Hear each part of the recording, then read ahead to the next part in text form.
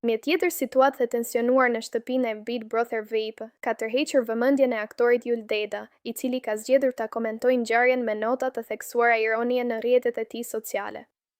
Dohet fjalë për një moment kur Rogerti ka hedhur një sasi brumi në mbeturina, veprim ky që ka shkaktuar reagime të ashpra nga pjesa tjetër e banorëve.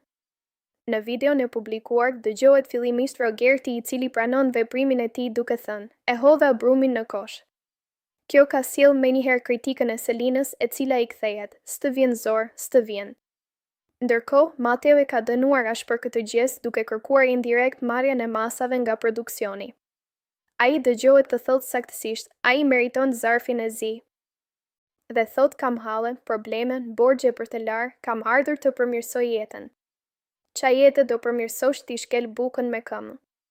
Pak se po i bie qylit këtu po ha falas." Përballë kësaj situatë të cilësuar si dramatike brenda shtëpisë, Yul Deda ka reaguar duke theksuar një lloj standardi të dyfisht mes konkurrentëve. Ai e nis komentin e tij me sarkazëm: "Një ngjarje e rëndë ka ndodhur mbrëm në shtëpinë e Big Brotherit, kujdes janë pamje shumë të rënda." Mëtej ai vazhdon duke analizuar reagimin e tyre: "Ky është fundi i njerëzimin. Mori brumin e hodhi në kosh. Çfarë ka ndodhur? Ua, dramat e mëdhaja.